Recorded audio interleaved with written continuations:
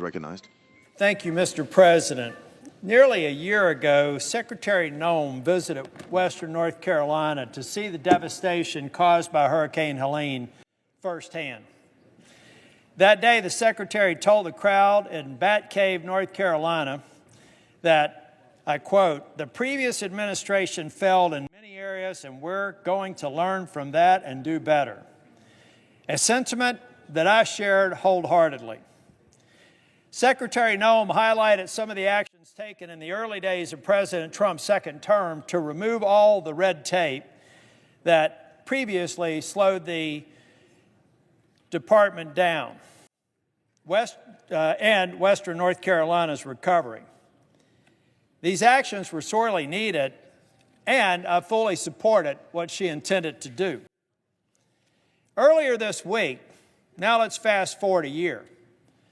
Earlier this week, the New York Times reported that approximately $17 billion, with a B, in federal disaster funds for states has been delayed over the past year. The article states the delays stem from a directive issued by Ms. Noem in June that said any expenditure over $100,000 or more must be approved by her office, which oversees the disaster agency, to root out waste, fraud, and abuse.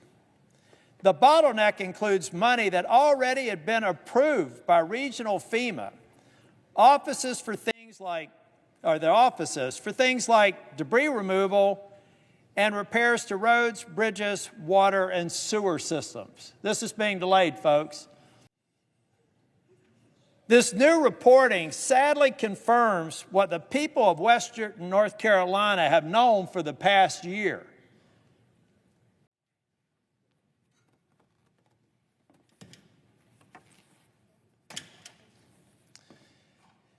Mr. President, this chart shows a comparison between FEMA obligations and outlays in Hurricane Matthew and Hurricane Florence under President Trump in his first term. The obligations and outlays to date for Hurricane Helene under the second Trump administration are these marks. Down here is what I would call in my management consulting days best practice.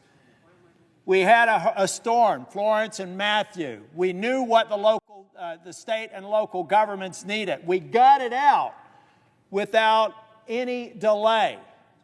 Now, under Noem's leadership, which is supposed to be more efficient, more effective, and more responsive to the disaster in western North Carolina and the other states that were affected, looked like the EKG of somebody who's having a heart attack.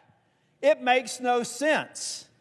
This chart shows a comparison between FEMA obligations and outlays for Hurricanes Matthew and Florence under the first Trump administration with the FEMA obligations and outlays to date for the Helene under the second Trump administration. The data clearly shows that something is seriously wrong here. Under Secretary Noem's lack of leadership, FEMA has invented an entirely new set of bureaucracies, the likes of which I've never seen. And I'm in a state that deals with a disaster almost every season. We're about to have another one potentially this weekend, and we just are recovering from an ice storm last weekend. And I've got this to deal with. What do I tell my citizens of western North Carolina? The result has not been the elimination of waste, fraud, and abuse in the federal disaster spending. Instead, Secretary Noem's new review processes have indefinitely prolonged disaster recovery efforts across the country and inflicted needless pain onto already vulnerable communities and people. Yesterday in my office, I was notified that FEMA released more than $233 million in Helene-related reimbursements that are approved to move to North Carolina. This is great news. And these resources are severely needed in western North Carolina. However, when you dig into the details of an announcement, it becomes clear that this money is long overdue.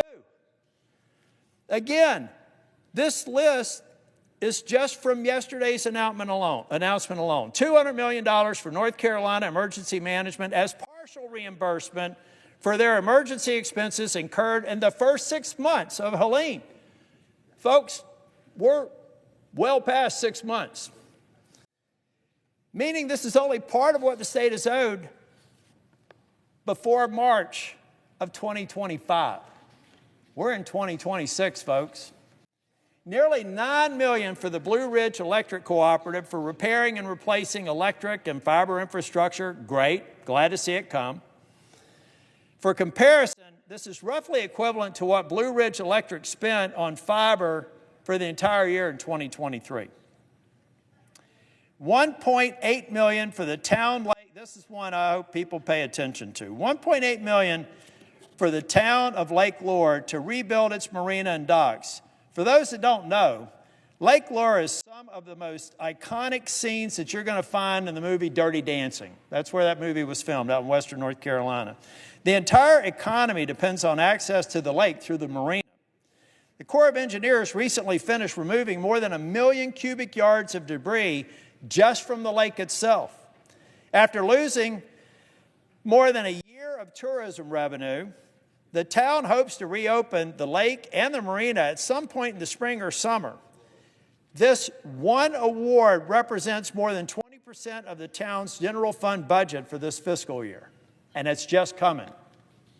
$22 million for the NCDOT for road repairs. Again, much needed funding, but to put things in perspective, I don't know if you've not been through western North Carolina, I-40 is a 2-lane road now.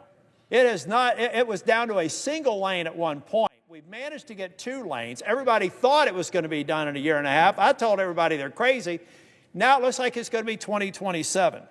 It's going to cost $2 billion, twice what we thought it was, and we hope it gets open by 2027. It's trending more by 2028. So think about that. A major interstate section, a major economic corridor between my state and the presiding officer's state of Tennessee is at a trickle right now. That's the sort of damage we're experiencing every day in North Carolina. And yet, I've got a Secretary of Homeland Security who thinks at one point FEMA shouldn't even exist, and now running the organization like some amateur. So moving from yesterday's funding approvals, I want to share the plight of one of the 39 Helene-impacted counties in North Carolina, Yancey County. It's home to some of North Carolina's most cherished natural resources, including Mount Mitchell.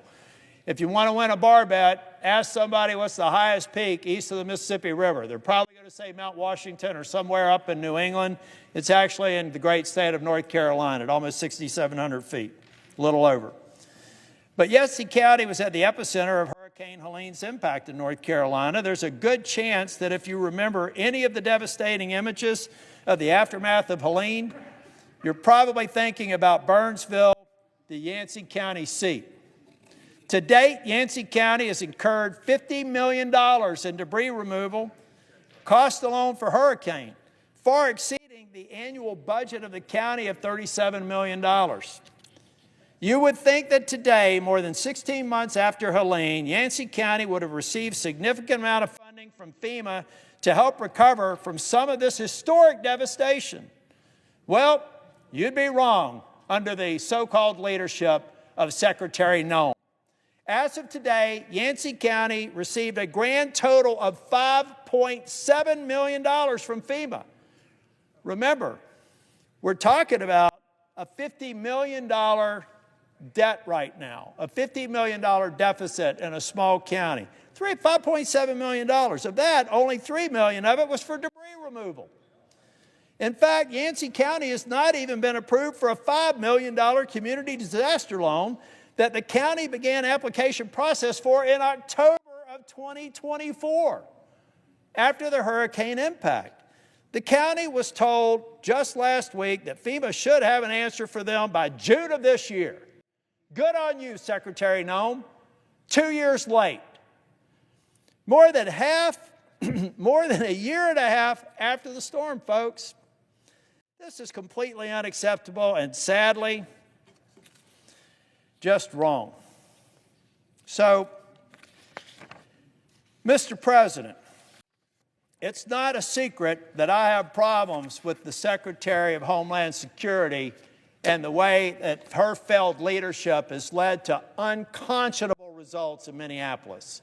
I thank the President for putting an adult in charge who actually knows law enforcement by having Mr. Homan go there. He's going to lower the temperature. He's going to keep the law enforcement officers safe. He's going to make Minneapolis safer. Thank God we have adult supervision here. But another part of the Secretary of Homeland Security job is disaster response. And I cannot tell you enough how incompetent, based on the facts, that she is on that score as well. The people of Western North Carolina, the people of Eastern Tennessee, the people of South Carolina, Georgia, and Florida who were affected by Helene deserve better. No reasonable business person would accept this in the C-suite. She needs to get out of the C-suite. Thank you, Mr. President.